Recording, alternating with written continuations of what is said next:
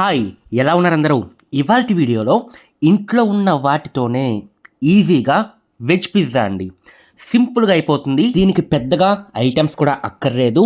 ఇంట్లో ఉన్న వాటితోనే మీకైతే చూపిస్తాను. ఓవెన్ లేకపోయినా సరే మనకి రెస్టారెంట్స్లో ఏ విధంగా అయితే ఉంటుందో అదే టేస్ట్ వచ్చేటట్టు చూపిస్తానండి. చిన్న టిప్స్ ఉంటాయి, అవన్నీ కూడా ఇప్పుడు కుకింగ్ చేసేటప్పుడు మనమైతే మాట్లాడేసుకుందాం. ముందుగా ఒక 150 గ్రాములు మైదా పిండి నేనైతే తీసుకున్నాను. మీరు ఈ మైదా పిండి ప్లేస్లో గోధుమ పిండి కూడా తీసుకోవచ్చు. యాక్చువల్గా నేను గోధుమ పిండితోనే చేద్దాం అనుకున్నాను, బట్ నా దగ్గర అవైలబుల్గా లేదు, అందుకని మైదా అయితే తీసుకుంటున్నాను. దీంట్లో 1 స్పూన్ సాల్ట్ అయితే వేసుకున్నాను, 1/2 స్పూన్ బేకింగ్ పౌడర్ అయితే వేశాను, 1/2 స్పూన్లో సగం అండి బేకింగ్ సోడా అయితే వేశాను. ఈ మూడింటితో పాటు ఒక చిన్న గ్లాసుడు పెరుగు అయితే వేసుకోండి. ఈ పెరుగు వేయడం వల్ల మనకి పిజ్జా బేస్ అంటే కింద ఉంటుంది కదా, అది మొత్తం కూడా మనకి చాలా స్మూత్గా వస్తుంది, చాలా మెత్తగా ఉంటుంది తింటున్నప్పుడు. అందుకే మనం ఇక్కడ పెరుగు అనేది వాడతామన్నమాట.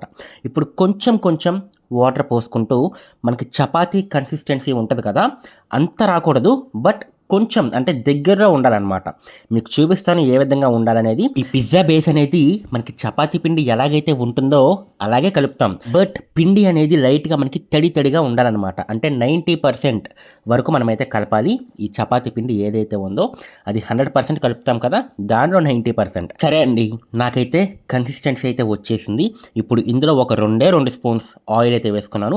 ఈ ఆయిల్ ఎందుకు వేసామంటే మనకి ఎండిపోకుండా ఉండాలి పిండి అనేది, దానికోసం ఆయిల్ అయితే వేసి ఒక్కసారి కలిపేసి చూసారా, ఇలా నొక్కితే మనకి చాలా స్మూత్గా మెత్తగా ఉండాలన్నమాట. ఈ విధంగా ఉందంటే మనకి బేస్ అనేది చాలా మెత్తగా వస్తుంది. ఓకే, మూత పెట్టేసి దాన్ని పక్కన పెట్టేద్దాం. ఈ పిజ్జాకి నేను యూస్ చేసే ingredients sweet corn, onion, capsicum, ఈ మూడిటితో పాటు చీజ్ అండి. చీజ్ కొంచెం ఎక్కువే వేసుకోవాలి, ఎందుకంటే మనకి పిజ్జా టేస్ట్ మొత్తం కూడా చీజ్లోనే ఉంటుంది. నేను మీకు ఇప్పుడు చూపిస్తాను ఈ చీజ్ కూడా ఎంత పడుతుంది అనేది. ముందుగా అయితే నేను చేసే పిజ్జాకి ఈ ప్లేట్ అయితే కరెక్ట్గా ఉంటుందండి. ముందుగా నేను ఒక 2 స్పూన్స్ ఆయిల్ అయితే వేసుకుంటున్నాను, ఎందుకంటే పిజ్జా అనేది అతుక్కోకుండా రావాలి కాబట్టి. మొత్తం ప్లేట్ మొత్తం కూడా నేను ఒక 2 స్పూన్స్ ఆయిల్ వేసి మొత్తం నేనైతే స్ప్రెడ్ అయితే చేశాను. ఇప్పుడు మన బేస్ ఏదైతే ఉందో, అంటే పిండి కలుపుకొని పెట్టుకున్నాం కదా, దీన్ని మనం బేస్ లాగా మనమైతే పెట్టాలన్నమాట. అంటే ఏ విధంగా చేయాలి, ఇక్కడ మనం ఏ చపాతీ కర్ర ఎలాంటిది మనమైతే యూజ్ చేయం, మొత్తం కూడా చేత్తోనే చేసేయొచ్చండి. సింపుల్గా ఈ ప్లేట్ ఉంది కదా, ఈ ప్లేట్ మొత్తానికి వచ్చేటట్టు మనమైతే ఈ పిండిని మొత్తం కూడా స్ప్రెడ్ చేసుకోవాలన్నమాట. లైట్గా మందం ఉండేటట్టు చూసుకోండి, మొత్తం పలసగా చేయకూడదు, అలా చేస్తే బాగోదు.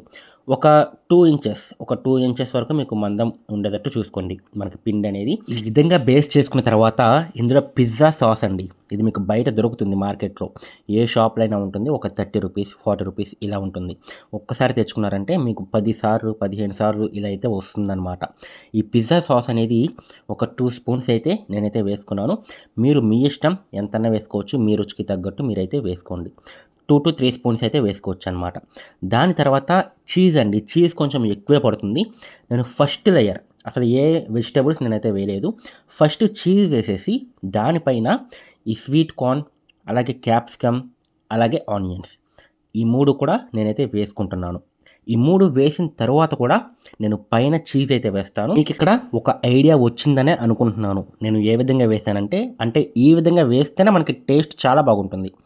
ఫస్ట్ లేయర్ చీజ్ వేసాను, దానిపైన వెజిటబుల్స్ వేసుకున్నాను, ఈ స్వీట్ కార్న్, అలాగే మనకి క్యాప్సికమ్, అదేవిధంగా ఆనియన్స్, ఈ 3 వేసిన తర్వాత పైన కూడా మళ్ళీ చీజ్తో నేనైతే మొత్తం కూడా కవర్ చేస్తానండి. ఇంతే, ఇప్పుడు మనకి ఈ పిజ్జా అనేది కరెక్ట్గా రెడీ అయిపోయినట్టే, అంటే మొత్తం కూడా మనమైతే పెట్టేసాం. ఇప్పుడు నా దగ్గర ఓవెన్ ఉంది కాబట్టి ఓవెన్లో నేనైతే చేస్తున్నాను. మీ దగ్గర ఓవెన్ లేకపోతే నార్మల్గా స్టవ్ మీద ఒక గిన్నె పెట్టేసి అందులో లైట్గా ఇసుక వేసుకోండి.